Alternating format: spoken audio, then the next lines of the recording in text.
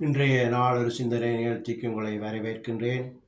இன்றைய நாளொரு சிந்தனை நிகழ்ச்சியில் நாங்கள் பார்க்க போவது, இன்றைய காலகட்டத்தில் எந்த நியூஸை பார்த்தாலும் அணு ஆயுதம் அணு ஆயுதம் என்ற பேச்சுத்தான். அது உண்மையும் கூட. எல்லா நாடுகளுமே தயாராகவும் இருக்கின்றது அணு அணு ஆயுதம் பாவிப்பதற்கு. அதே மாதிரி எல்லா நாடுகளும் அணு ஆயுதத்திலிருந்து பாதுகாப்பாக இருப்பதற்காக பாதுகாப்புலையும் செய்து இருக்கிறார்கள். இப்படியாக அணு ஆயுத பேச்சு, அதை பற்றி தான் இந்த வீடியோவில் பார்க்க போகிறேன். அதுக்கு மேலே ஒரு வீடியோ காட்டுகிறேன் அணு ஆயுதத்தை பற்றி. கொள்கையில் ஏற்படுத்தப்பட்டுள்ள மாற்றங்களுக்கு ரஷ்ய அதிபர் புட்டின் ஒப்புதல் அளித்துள்ளார். இதில் ரஷ்யா அணு ஆயுதத்தை எப்போது பயன்படுத்தலாம் என முடிவு செய்வதற்கு புதிய நிபந்தனைகளை வழங்குகிறது. அமெரிக்கா வழங்கிய நீண்ட தூர ஏவுகணைகளை பயன்படுத்தி யுக்ரைன் ரஷ்யாவிற்குள் தாக்குதல் நடத்தியுள்ளதாக ரஷ்ய பாதுகாப்பு அமைச்சகம் தெரிவித்துள்ளது. ஆர்மி டாக்டிக்கல் மிசைல் சிஸ்டம் என்று சொல்லக்கூடிய அந்த ஏவுகணைகள் 300 கிலோமீட்டர் தூரம் வரை சென்று தாக்கும் வல்லமை கொண்டவை. அமெரிக்கா கொடுத்த இந்த நீண்ட தூர ஏவுகணைகளை பயன்படுத்தி ரஷ்யாவின் உட்பகுதிக்குள் தாக்குதல் நடத்த யுக்ரைனுக்கு அமெரிக்க அதிபர் பைடன் அனுமதி வழங்கிய அடுத்த நாள் ரஷ்யாவுக்குள் யுக்ரைன் தாக்குதல் நடத்தியது. இந்த நிலையில்தான் ரஷ்யா தனது அணு ஆயுத கொள்கையில் மாற்றங்களை கொண்டு வந்துள்ளதாக தெரிவித்துள்ளது. இந்த மாற்றங்களின்படி அணுசக்தி இல்லாத நாட்டின் தாக்குதலின் பின்னணியில் அணுசக்தி கொண்ட நாடு இருந்தால் அது ரஷ்யா மீதான கூட்டு தாக்குதலாக கருதப்படும். இந்த மாற்றம் செப்டம்பர் மாதம் முன்மொழியப்பட்டது. இப்படியாக எந்த நியூஸை பார்த்தாலும் இந்த அணு ஆயுத பேச்சு தான். இதற்கு நீங்களும் தயாராக இருங்கள். இது எப்போ இந்த அணு ஆயுத போர் நடக்கும் என்று பைபிளில் இருந்து உங்களுக்கு ஆதாரம் தருகிறேன்.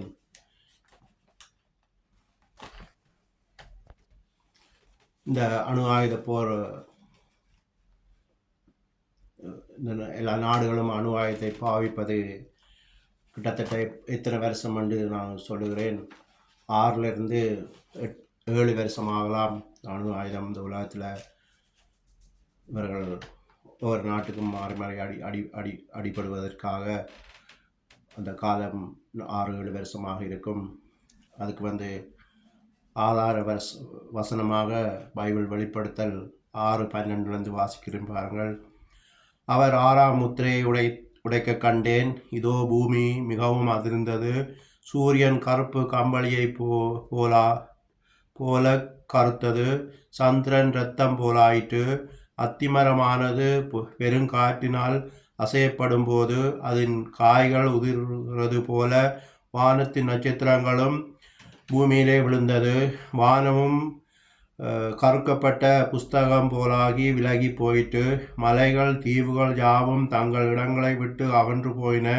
பூமியின் ராஜாக்களும் பெரியோர்களும் ஐஸ்வர்யவான்களும் சேனை தலைவர்களும் பலவான்களும் அடிமைகள் யாவரும் சுயாதீனர் யாவரும் பர்வதங்களின் குகைகளுக்குள்ளும் கண்மலைகளுக்குள்ளும் ஒளித்து கொண்டு பர்வதங்களையும் கண்மலைகளையும் நோக்கி, நீங்கள் எங்கள் மேல் விழுந்து சிங்காசனத்தின் மேல் வீற்றிருக்கிறவருடைய முகத்திற்கும் ஆட்டுக்குட்டியானவருடைய கோபத்திற்கும் எங்களை மறைத்து கொள்ளுங்கள்.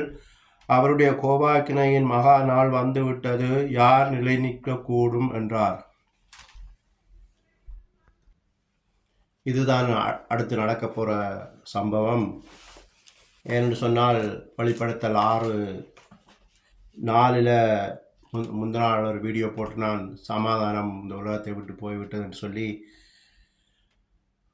அதே மாதிரி நேற்றுக்கு ஒரு வீடியோ போட்டு நான் வெளிப்படுத்தல் 6:8 நான் பார்த்தபோது அந்த மங்கி நிறமுள்ள குதிரையை கண்டேன். அதில் ஏறிந்தவனுக்கு மரணம் என்ற பெயர், பாதாளம் அவன் பின் சென்றது. பட்டயத்தினாலும் அந்த உலகத்தில் உள்ள காப்பங்கள் உள்ளவர்களில் 4 பங்கில் 1 பங்கு காப்பங்கள் உள்ளவர்களை கொலை செய்யும்படியான அதிகாரம் அவர்களுக்கு கொடுக்கப்பட்டன்னு சொல்லி வீடியோ போட்டிருந்தேன் நான். அதில் தொடர்ச்சியான இது இனி யுத்த அணுகுண்டு காலம். நான் பைபிள் அடிப்படையில் இந்த காலங்களை கணித்து நான் 6-7 வருஷம் ஆகும்னு சொல்லி, அதற்காக நீங்கள் என்னை நக்கலடிக்கார்கள். நான் ஒன்றும் ஜோதிடரும் இல்லை, சயின்டிஸ்டும் இல்லை, தீர்க்கதரிசியும் இல்லை. நான் பைபிள் படித்ததிலிருந்து எனக்கு தோன்றின அந்த காலங்களை வைத்து இதை கணித்த நான். யாரும் பாஸ்டமார் பார்த்தாலும் என்னை கிண்டல் அடிக்கார்கள். ஒரு அளவில் என்ன அந்த காலத்தை கணிக்கக்கூடியமாக இருக்குது. அதனால் நான் இதை சொல்லுகிறேன். கொரோனாவெல்லாம் பார்த்தீங்கன்னு சொன்னால் அந்த 6 வெளிப்படுத்தல் 6-8 பார்த்த மாதிரி அது 2020 துவங்கினது. இப்போ 4 வருஷம் ஆகிட்டு யுத்தங்கள் வரும்.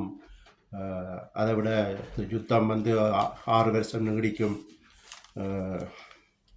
என்றால் எசேக்கியேல் 39:4 அது இருக்குது.